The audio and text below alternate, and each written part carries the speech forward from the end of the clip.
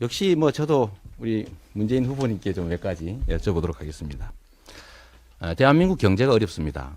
대한민국 경제가 어려운 제일 큰 이유는 소위 경제 기득권자들, 재벌들의 불공정과 비합법적인 이런 경쟁 구조로 이 다수 서민들, 국민들의 노력의 결과를 좀 약탈하기 때문에 그런 것이다. 중소기업의 경영 성과를 단가 후려치기라든지 또는 뭐 기술 개발자들의 기술을 탈취한다든지 하는 이런 비상식적이고 불법적인 방법을 통해서 부를 키우고 또 그거를 정치 권력과 야합을 통해서 또 보장받고 또 그러고 있는 것이 이 나라 경제의 제일 심각한 문제라고 생각합니다. 최순실, 박근혜 게이트도 사실 알고 보면 부패한 정치 권력을 부정한 경제 권력들이 이용해서 부당한 이익을 취하다 생긴 일입니다. 그래서 저는 이 시대 최고의 과제, 우리 촛불 민심이 원하는 바는 부패한 정치 세력 책임을 묻고 정경유착을 끊고 정경유착의 뿌리라고 할 수 있는 재벌에 대한 기득권, 과도한 독점을 해체하는 것이다, 또 줄이는 것이다라고 생각합니다. 그래서 저는 기본적으로 이 시대 과제는 재벌의 독점과 형포를 억제하고 다수 약자들을 그야말로 부호해서 함께 살아가게 하는 억강부약의 정신이 중요한 때라고 생각합니다. 근데 안타깝게도 제가 보기에는 우리 문재인 후보님께서는 재벌 개혁을 말씀은 하시는데 실제로 자세히 내용을 들여다보면 재벌에게 이익을 주거나 재벌의 부당한 이익 구조를 그대로 유지하게 하거나 또 재벌들과 인적 관계를 심하게 맺거나 이런 요소들이 보입니다. 그래서 단문으로 하나 여쭤보면 얼마 전에 제가 집회 현장에서 한번 여쭤봤는데요. 재벌들의 준조세 16조 4천억을 없애주겠다라고 공약을 하셨는데 이 16조 4천억 중에 비자발적 후원금은 1조 4천억 정도고 무슨 개발에 따른 이익을 얻기 위해서 생기는 부담, 뭐 학교용지 부담금, 개발 부담금, 뭐 이런 기금 부담금 이런 것들이 있습니다. 이런 거는 다 법정 부담금인데 이게 한 15조 원 정도 됩니다.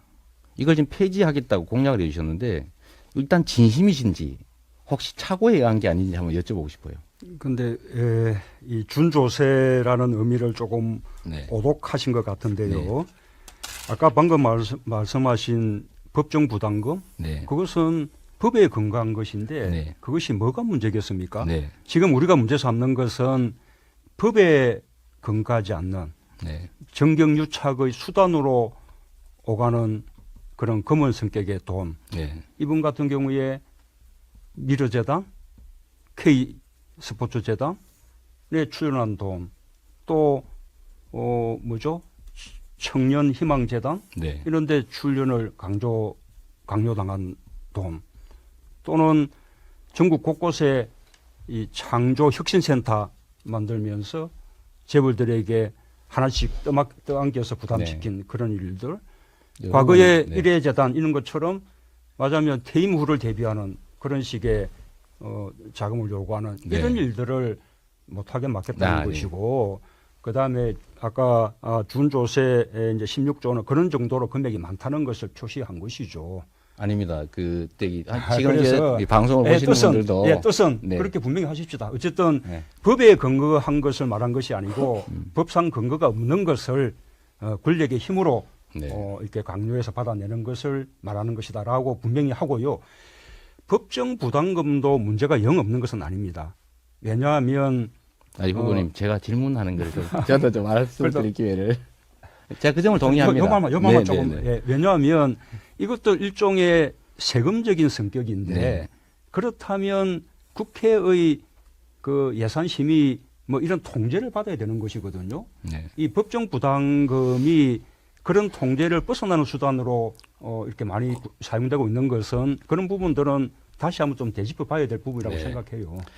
제가 말씀드리는 것은 그날 대표 후보님 발언하실 때 16조 4천억이라고 콕 집으셨거든요. 그다음에 정경련이 계속 요구하는 게 법정 부담금과 비자발적 후원금을 합친 준조세를 폐지해달라라고 하는 게 정경련의 민원사항입니다. 근데 그때 문 후보님께서는 비자발적 후원금 1조 3천억을 못 내게 하겠다고 하면 누가 뭐라고 하겠습니까? 근데 분명히 준조세를 폐지하겠다고 하셨고 16조 4천억이라고 했는데 그중에 15조 원은 법에 정해져 있는 개발 부담금, 학교용지 부담금 이런 것들입니다. 이 15조 원을 감면해 주겠다고 공약을 하셨는데 아니라고 하시면 저는 뭐 정리하고 넘어가겠습니다. 예, 예. 아까 그때 표현이 잘못된 겁니까? 분명히 말씀드렸고 네. 뿐만 아니고 좋습니다. 네. 그러면 제가 받아들이고요. 이런 이제 비법정 부담금도 아까 2조 얼마 했는데 저는 아까 그 창조혁신센터를 아니, 알겠습니다. 당긴 저기, 거라든지 예. 이해하겠습니다. 실제로 우리가 파악하지 못하는 그런 것까지 포함하면 훨씬 더 많을 것이라고 네. 생각해요. 일단 이해하겠습니다. 그게 이제 그러면 정경유착의 준조세 예, 문제는 것이죠. 뭐 그렇다 치고 그러면 복지 증대도 하셔야 되고 증세도 필요하시다고 하면서 왜 법인세는 증세 대상에서 빼고 계십니까? 법인세 제가 잠깐 이게 안 보이는 방송이라 좀 그러긴 한데 아니, 대표님 아니, 어느 근데- 부분만 보시라고 좀 보여드리면 법인세는 거의 늘어나지 않고 있고요. 이 소득세 국민의 세금은 23조 원이 늘어났습니다. 자, 우선 네. 이 근데 부분, 왜 이 부분, 법인세는- 우선 이 부분은 좀 분명히 알 것은 법인세 정세는 우리가 일자리 예산이라든지 복지 예산이라든지 네. 또는 아까 우리 뭐 이재명 후보님의 공약 같으면 기본소득 보장을 하기 위한 재원 대책으로 이야기되는 것이고 네. 그것하고 재벌 개혁은 다른 것이죠. 자, 그 말씀을 우선 드리고 그다음에 저는 또 법인세 정세를 하지 않겠다고 한 바가 없습니다.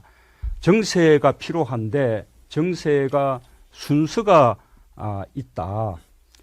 첫 번째로는 우리 이명박 박근혜 정부 들어서 오히려 서민들이 더 많은 세금 부담하게 되고 부자들이 세금이 줄어드는 이런 식의 조세의 제가 먼저 극심한 불평등이 확인 하나 하겠습니다. 이루어졌거든요. 머니투데이에 각 캠프의 증세 대상을 물었을 때 문재인 후보님과 안희정 후보님은 증세 대상에서 법인세를 뺐습니다. 그리고 지금 계속 말씀이 법인세 증세 여부는 논란의 대상이다, 딜레마다라고 표현도 하셨고 아니죠.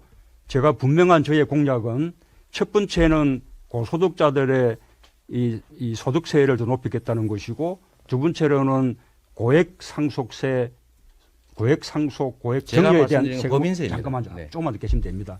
그 다음에 자본소득에 대한 과세를 강화하겠다는 것이고 네. 그 다음 단계로 법인세 실효세율을 높이겠다는 것이고 그래도 부족하다면 법인세 명목세율 인상까지도 갈 수 있다라고 제가 순수껏 답을 한 것이죠. 그 부분은 제 공약을 확인하시면 될 거라고 봅니다. 계산을 해보시면요. 문 후보님이 하시고자 하는 각종 정책에 법인세 증세가 없이는 불가능합니다. 한번 언제 기회 되면 계산해 보시고 법인세에 대해서는 분명히 지금까지 언론에 발표된 거나 말씀이나 법인세에 대해서 소극적이신 건 사실입니다. 국민이 판단하겠죠. 제가 그래서 하나 더 여쭤보겠습니다. 이재명 후보님도 법인세 실효세율 아닙니다. 높이자고 주장을 하고 계신데 500억 이상 그것은 영업이익이 법인세 증세가 아닙니까? 그건 증세가 아니라 현실화하는 것이 법정 세율을 올리는 게 진짜 증세지요. 법인으로부터 법인세 더 많은 세금을 내게 만드는 게 증세인 법인세 것이죠. 실효세율을 아무리 올려도 우리나라에서는 최대치가 5조 원이고 대기업에 대해서 증세를 해도 3조 원을 넘지 못합니다. 그거 단 한 개의 공약도 커버하지 못하는 거라는 거 제가 말씀드리고 싶고 제가 그러면 더해서 한번 여쭤보겠습니다.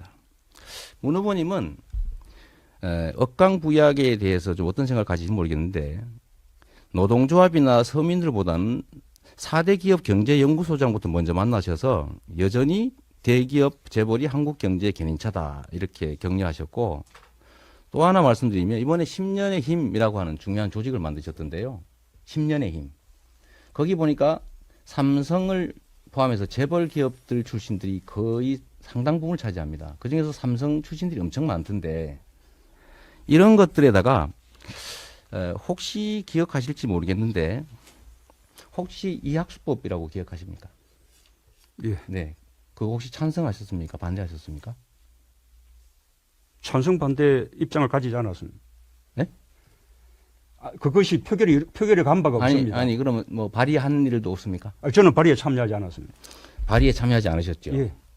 범죄자들의 범죄 수익을 환수하는 것은 자연적 정의라고 보는데 그런데도 참여하지 않으셨고 또 심지어 아까 말씀드렸던 이학수법뿐만 아니라 잠시만. 네 이런 이게 시간이 모든 법안에 모든 국회의원들이 다 발의에 참여하는 건 아니죠. 발의에- 발의는 필요한 숫자만 이렇게 확보되면 발의가 되는 것이고 103 그 법안에 대한 찬반은 표결 때 이게 표명하게 되는 것이죠. 103명이 참여하는데 문 후보님은 참여하지 않으셨어요.